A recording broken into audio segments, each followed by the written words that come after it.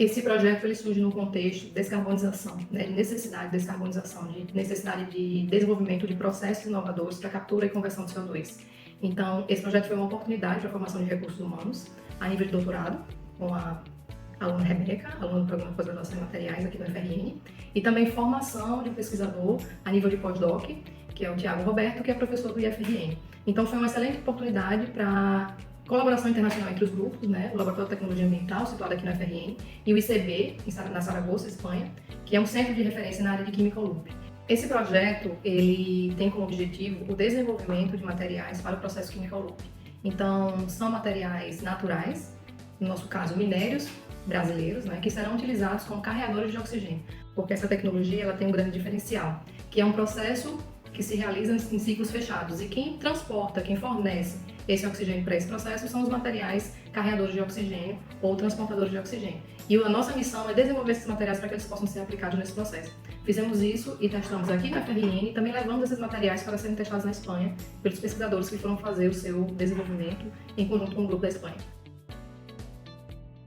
Bom, de forma específica, nós selecionamos minérios e rejeitos à base de ferro, manganês e cobre, devido às suas condições termodinâmicas favoráveis em reações de redução e oxidação, como também a sua ampla disponibilidade, seu baixo custo e por eles serem ambientalmente seguros.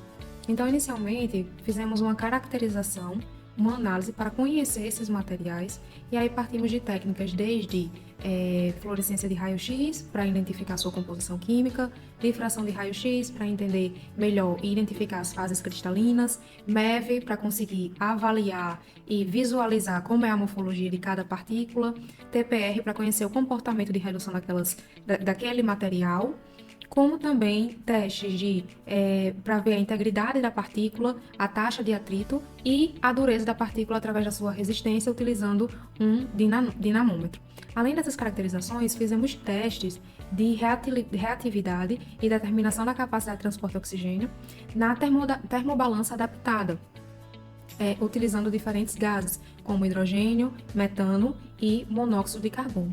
Com base nessas caracterizações, esses testes de reatividade, conseguimos selecionar esses materiais e ver quais têm as melhores características para seguir para o reator de leito fluidizado descontínuo. Então, após toda essa análise preliminar, podemos comparar essas reatividades, ver qual é o mais reativo e também com qual gás há uma melhor reatividade, utilizando um parâmetro chamado Rate Index. Esse parâmetro ele permite calcular a taxa reacional, né, dentro daquele primeiro minuto. Então, ter uma alta reatividade, ter uma taxa de atrito abaixo de 5%, como também uma resistência mecânica acima de 1 newton.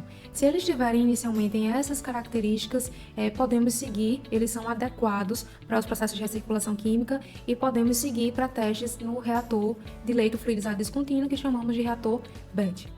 E aqui, neste projeto, a gente conseguiu ter resultados promissores em todas essas etapas e passar desde a etapa de caracterização inicial até alcançar uma maior escala, né, a aplicação em planta piloto e conseguir em cada etapa resultados e insights valiosos e promissores para enquadrar esses materiais e suprir o grande gargalo da literatura que essa área enfrenta, que é o desenvolvimento de materiais que sejam de baixo custo, resistentes e com alta reatividade e estabilidade térmica.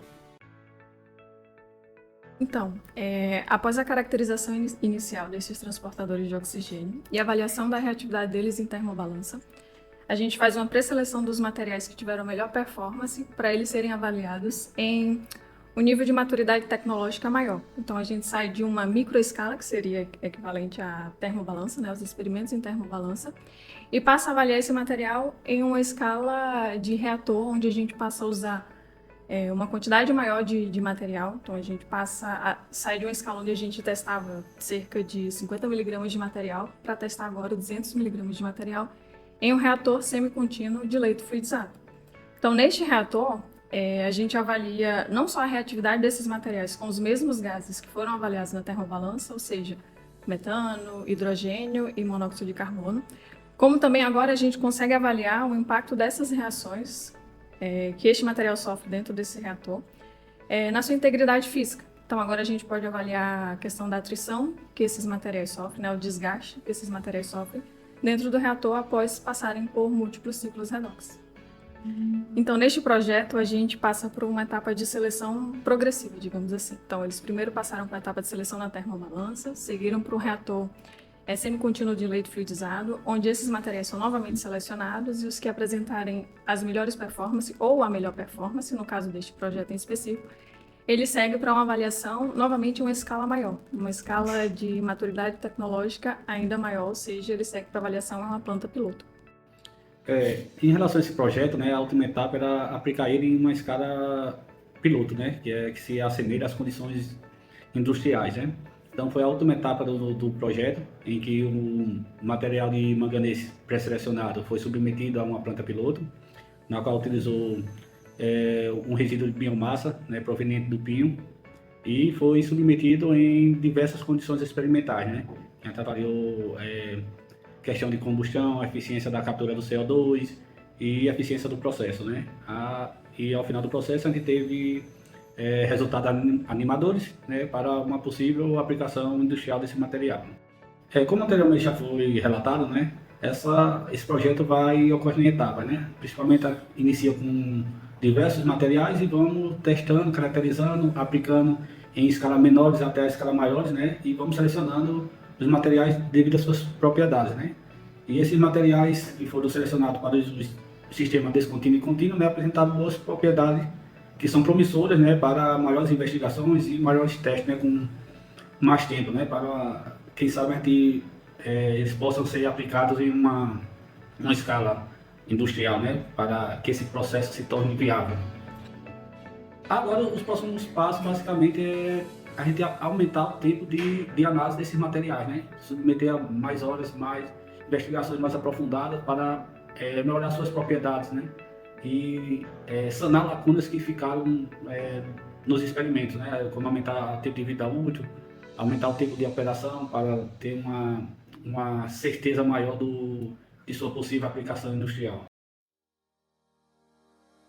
Bom, esse projeto foi de extrema importância para mim porque ele me proporcionou a ida ao Instituto de Carboquímica, que é um centro de referência nos processos de recirculação química. A ida ao Instituto de Carboquímica me fez crescer em conhecimento, crescer em experiência e crescer também dentro da tecnologia, porque eu pude elevar a maturidade tecnológica dos testes que estavam realizando aqui no laboratório. Então, esse projeto ele foi importantíssimo para o crescimento profissional de todos os participantes, né? O meu em especial, que durante um ano eu tive a oportunidade de lidar e trabalhar com experts na área de chemical looping, aprender a trabalhar e avaliar esses materiais em diferentes escalas, né? Em microescala, em escala de bancada, em escala de planta piloto contínuo. Então, eu posso dizer que eu era uma pessoa diferente antes e depois desse projeto, em termos de conhecimento associado ao tema de chemical looping.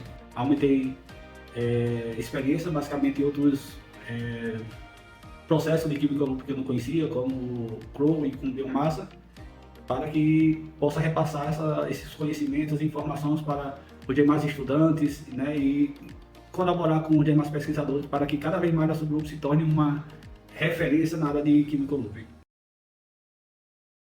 Esse projeto ele tem grandes perspectivas de continuação, né? O tema descarbonização ele está muito em alta, é um tema emergencial, digamos assim, e várias empresas no setor energético no Brasil, as empresas de energia nacionais e internacionais, elas estão interessadas em processos que capturem e também façam a conversão, né, do CO2. Então, elas estão super interessadas na redução de suas emissões. E o processo chemical looping ele entrega essa descarbonização. Quando a gente utiliza biomassa nesses processos, a gente pode chegar a um nível negativo de emissões de CO2. Então, esse projeto ele é muito relevante, tem um impacto social e ambiental muito significativo, e a gente espera continuar com essa pesquisa, com a formação de recursos humanos, que esse projeto teve essa excelente contribuição. A gente espera continuar com as pesquisas, né, a nível de mestrado, pós-doc, entre formar outros alunos também a nível de graduação, para que a gente possa avançar ainda mais nessa inovação tecnológica. Então, as perspectivas futuras são muito boas.